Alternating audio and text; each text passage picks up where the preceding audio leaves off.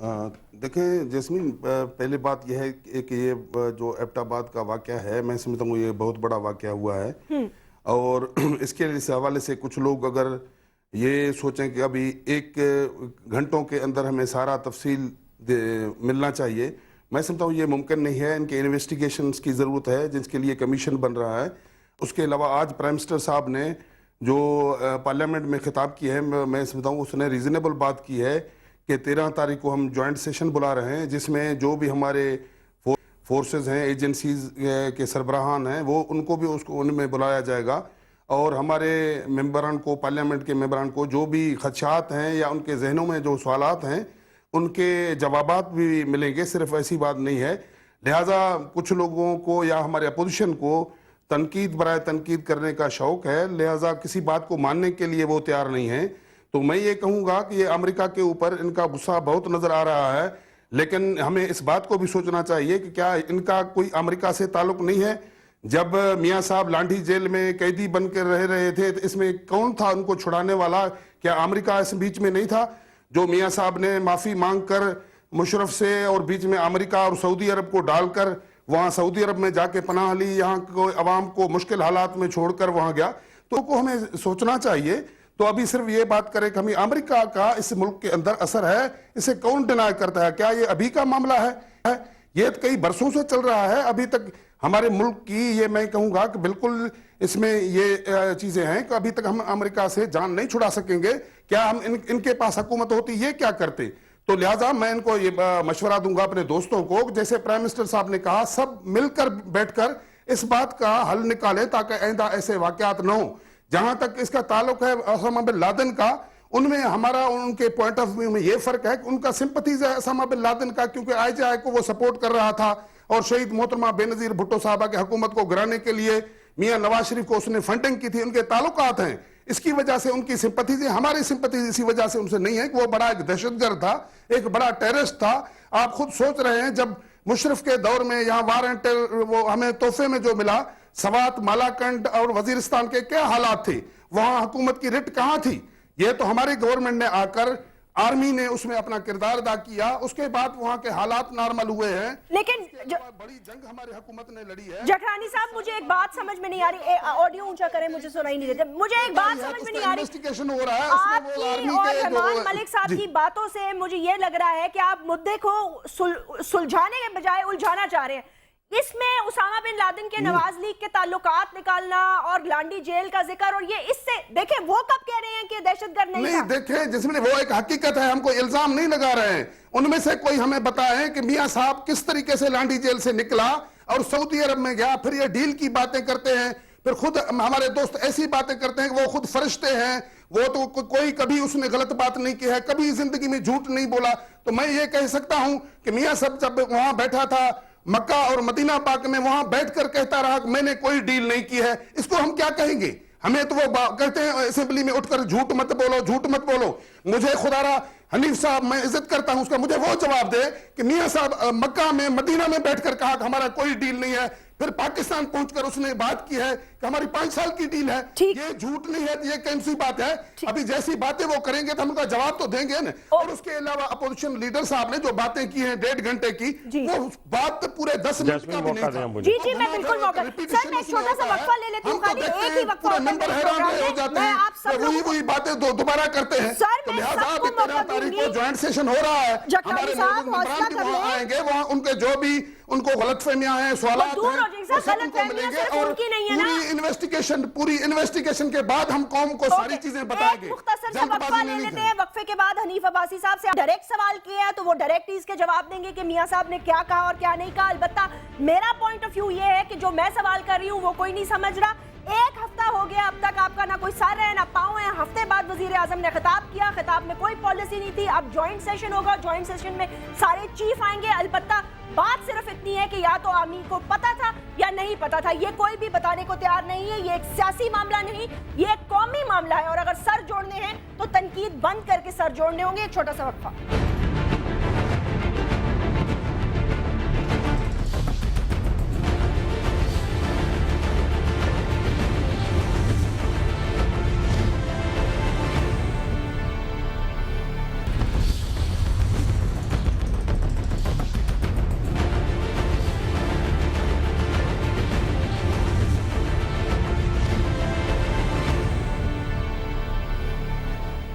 Welcome back नाजरीन। और अभी अभी मैंने भी ये खबर सुनी है, आप लोग भी पढ़ रहे होंगे, नीचे टिकर्स चल रहे हैं। अमेरिका से व्हाइट हाउस ने बयान जारी किया जिसमें उन्होंने कहा है एबटाबाद ऑपरेशन पर पाकिस्तान से कोई माफी नहीं मांगेंगे। ये है आपकी सॉवरेनिटी और ये है आपकी पॉलिसी का नतीजा।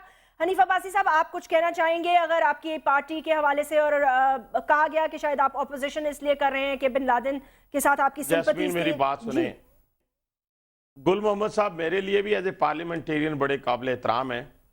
मेरी आवाज आ रही है जस्मीन? जी जी बिल्कुल आ रही है, पूरी कौम को आ रही है। मैं सिर्फ ये कहना चाहता हूं कि अगर यही तानाजनी करनी है तो मैं बहुत सारी ऐसी बातें कह जाऊंगा कि जिसका एक जवाब भी इनके पास नहीं होगा। मैं कहूंगा जरूर, लेकिन सबसे पहली बात मैं आपसे वाजे कर दूं, वजीर आजम की तकरीर के बाद, इंटीरियर मिनिस्टर की गुफ्तगू के बाद, मेरे भाई गुल मोहम्मद की गुफ्तगू के बाद ये बात साबित होगी कि ये हुकूमत पाकिस्तान की सालमियत के लिए नहीं है, ये इक्तदार की बंदर बांट के लिए है। और सिर्फ इक्तदार इनको चाहिए, इसके अलावा पाकिस्तान के ऊपर 4 हेलीकॉप्टर आ जाएं, 20 आ जाएं, 30 आ जाएं, कई ड्रोन आ जाएं, इनको इनसे कोई गर्ज नहीं है। इनको अपनी हुकूमत को पुरलॉन्ग करना है, बस यही इनका नुक्ता नजर है। जहां तक इन्होंने यहां पे डील की और बहुत सारी, मैं समझता हूं कि इन लोगों को अब पाकिस्तान पीपल्स पार्टी का नाम लेना छोड़ देना चाहिए। ना भट्टो का नाम लें, ना मोहतरमा बेनजीर भट्टो का नाम लें। ये तो वो लोग हैं जिन्होंने अपनी क्यादत के खून को बेच दिया इक्तदार की खातर। इन्होंने भट्टो के कलम खरीदने वाले, जिससे ये लिखा गया था फैसला कि भट्टो को फांसी दी जाएगी, उस कलम को खरीदने वालों को अपने गले से लगा लिया है। मोहतरमा बेनजीर भट्टो ने जिनके बारे में कहा ये मेरे कातिल होंगे, उनको इक्तदार की खातर इन्होंने अपने गले से लगा लिया है। ये कौम को क्या मुंह दिखाएंगे? आज सॉवरेंटी की बात हो तो फिर ये कौम को मुंह दिखाने के काबिल नहीं है। अगर आज इस मुल्क के अंदर मोहतरमा बेनजीर भट्टो के अफकार की बात हो, भट्टो के अफकार की बात हो, तो इंटीरियर सिंध में ये मुंह दिखाने के काबिल नहीं है। दुनिया के किसी और कोने में ये क्या जाकर सियासत करेंगे?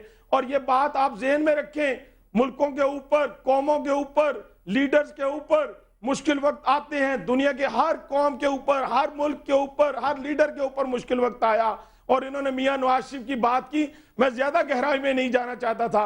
उनके के दौरान 28 मई 1998 एक ऐसा मौका था जब पूरी दुनिया उनको यह बावर करवा रही थी कि अगर इस मुल्क के अंदर तुमने हिंदुस्तान के मुकाबले में एटमी धमाके किए तो हम आपको भूखा मार देंगे। उस वक्त भी तोरा बोरा बनाने की जो है वो ये जिद की गई थी। लेकिन क्या कहा गया था कि मेरी पार्लियामेंट नहीं मानती, मेरी कौम नहीं मानती, मैं ये धमाके करूंगा। किसके लिए करूंगा? इस मुल्क के लिए करूंगा और इस कौम के लिए करूंगा। और फिर वो हुए, सैंक्शंस लगी, हमने पेट पे पत्थर बांधा और मुकाबला किया, और उसी वजह से फिर हुकूमत भी जाती रही। लेकिन ये कहना आज बैठकर, ये तो बच्चों वाली बातें हैं। जब हम बचपन में किसी दोस्त से लड़ा करते थे, कोई हमसे लड़ा करता था, हम किसी से, तो वो 10 रुपए वाली कुल्फी भी याद करवाता था कि तुझे 10 रुपए की कुल्फी खिलाई थी, वो 10 रुपए भी दो। ये कैसी बातें हैं? बात हम कर रहे हैं इस मुल्क की सॉवरेनिटी की। हम अमेरिका से बात ही नहीं कर रहे, हम तो कह रहे हैं कि इस मुल्क के अंदर आपकी सॉवरेनिटी को रोंदा गया है। अगर अमेरिका ने रोंदा है, अगर हिंदुस्तान ने रोंदा है, अगर इजराइल ने रोंदा है, हमने कब कहा कि आप दुनिया के किसी मुल्क के अंदर जाकर जहाज टकरा दो या दुनिया के किसी मुल्क में दहशतगर्दी करो? हम तो कायदे आज़म रहमतुल्लाह का वो पाकिस्तान चाहते हैं जिसमें वेलफेयर भी हो, जिसमें अमन भी हो, जिसमें भाईचारा भी हो, जिसमें मिनॉरिटीज का भी हकूक हो। हम तो उस मुल्क के लिए जदोजहद कर रहे हैं। पाकिस्तान मुस्लिम लीग नून का ये पॉइंट ऑफ व्यू है, ये पॉइंट ऑफ व्यू है, ये नजरिया है। लेकिन ये कहां से बातें आ गई कि जी वो फलां हो गया तो फलां।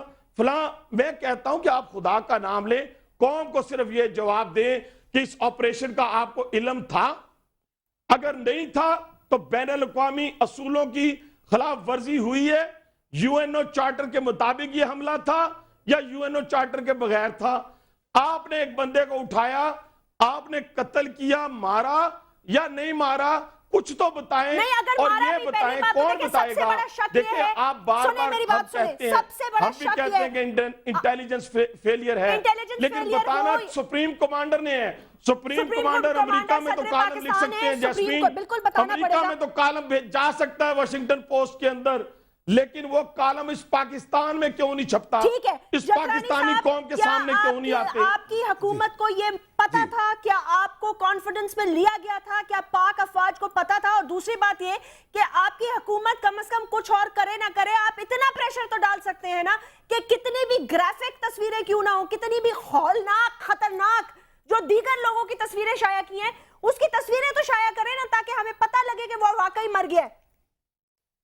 जैस्मीन, सबसे पहले तो जनाब अब्बासी साहब ने जो इल्ज़ामात लगाए हैं कि हमें मुल्क की सालमियत अजीज़ नहीं है, सबसे पहले तो मैं अब्बासी साहब के आपके तौसत से ये बताना चाहता हूँ कि पाकिस्तान पीपल्स पार्टी ने हमेशा मुश्किल हालात में जब इस मुल्क के ऊपर बुरे वक्त आए हैं तो पाकिस्तान पीपल्स पार्टी ने इस मुल्क को सहारा दिया है। और शहीद जुल्फ़िकार अली भुट्टो जो बानी पाकिस्तान पीपल्स पार्टी ने है, उन्होंने 73 का आइन दिया जो बगैर आइन के ये मुल्क चल रहा था, और यहाँ हिंदुस्तान की फौजों ने कब्जा कर रखा था कई मुरबा मेलों पे। और उसके अलावा हमारे जो 90,000 सोल्जर हिंदुस्तान के जेलों में थे, वो मुझे बताएं कि वो किसने, वो शहीद जुल्फ़िकार अली भुट्टो के सोच थी जिन्होंने इस मुल्क की सालमियत के लिए कुर्बानी दी। लेकिन उसको फिर भी उन आमिर और डिक्टेटर कुव्वतों ने ऐसे अजीम रहनुमा को शहीद किया। उसके अलावा शहीद मोहतरमा बेनज़ीर भुट्टो साहबा ने इस मुल्क के लिए बहुत बड़ी कुर्बानियां दी हैं और जेलों में रहे हैं, तकलीफें बर्दाश्त की हैं, इस मुल्क के लिए अपने जान दी है। तो इसी हवाले से मैं अब्बासी साहब को बताना चाहता हूं, ये वही पार्टी है, ये शहीदों की पार्टी है, शहीद जुल्फ़िकार अली भुट्टो की पार्टी है, शहीद बेनज़ीर भुट्टो साहबा की पार्टी है, जिन्होंने हमेशा अपने वतन के लिए और पाकिस्तान के अवाम के लिए कुर्बानियां दी हैं। तो लिहाजा पाकिस्तान पीपल्स पार्टी पे ऐसी बात करना, मैं समझता हूं कि ये बहुत संगीन इल्जाम है। फिर जब हम जवाब देते हैं तो फिर वो ताने देते हैं कि ये तो छोटे बच्चे देते हैं। अभी भी आज जो इजलास में जो कुछ पार्लियामेंट में हुआ, उन्होंने अपनी बात करके चले गए। जब जो भी वो बात कर रहा था रहमान मलिक साहब, इनको सुनना चाहिए था। कितना, जैस्मीन अगर आप उधर थी तो आपने देखा कितना शोर मचाया। क्या पाकिस्तान की अवाम देख रहे हैं कि ये हमारी अपोजिशन है, उसका ये रोल है, वो अपनी ऊट पटांग बातें 2 घंटे की 1.5 घंटे की कर लेते हैं, जब उनको जवाब देने का टाइम आता है शोर मचाते हैं और झूठे झूठे बोलते हैं, इल्जाम लगाते हैं। इसी वजह से हम बातें कर रहे हैं, इसी वजह से कर रहे हैं। लिहाजा इस पाकिस्तान को चलाने का पीपल्स पार्टी अपने कोalition जैस्मीन, इनसे पूछे सवाल है 3 उन्होंने चैलेंज सवाल है। जैस्मीन 3, क्या बैनुल-अक़वामी कवानीन की खिलाफवर्जी हुई है कि नहीं हुई? क्या पाकिस्तानी सरहदों के अंदर ये जो लोग आए हैं, ये पाकिस्तान को इसका इल्म था कि नहीं? कौम ये पूछ रही है। यकीन माने, जहां तक तालिबान को बनाने का ताल्लुक है, दुनिया जानती है कि नसीरुल्लाह बाबर उनके मौजूद हैं और पाकिस्तान पीपल्स पार्टी मोहतरमा बेनज़ीर भुट्टो ने इसकी बुनियाद रखी थी।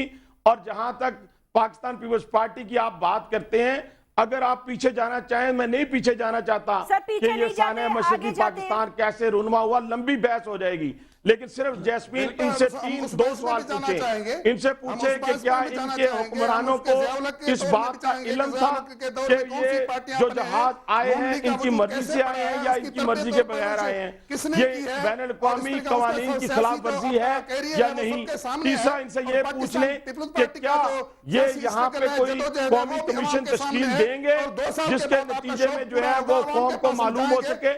ये 3 सवाल हमारे गुल मोहम्मद जकरानी साहब से पूछ लें। बाकी इनको परेशानी होती रहती है। इक्तदार की खातर इन्होंने मुल्क को तोड़ दिया, इक्तदार की खातर कातलों को गले लगा लिया, इक्तदार की खातर सिंध कार्ड इस्तेमाल कर लिया। ये इनके वतीरों में शामिल चीजें हैं, लेकिन कौम को इससे गर्ज नहीं है। कौम को 3 सवाल वक्त देखिए सर, वक्त बिल्कुल खत्म हुआ जाता है। मैं अपने तमाम गेस्ट का शुक्रिया अदा करना चाहूंगी। नाजरीन, this was just the first day. हमने अभी तहकीकात शुरू की हैं। मजीद आप जो प्रोग्राम्स देखेंगे उसमें जैसे जैसे और डेवलपमेंट्स आएंगी वो हम आपके सामने रखेंगे। You can join me on my Facebook. मेरे तमाम गेस्ट का बहुत बहुत शुक्रिया for participation. What was the policy of the prime minister today? I fail to understand. Unfortunately that is my point of view. It could be wrong. मुझे इजाजत दीजिए। अपना बहुत बहुत ख्याल रखिएगा। आप देखना ही है कि ज्वाइंट सेशन में क्या होता है। अल्लाह हाफिज।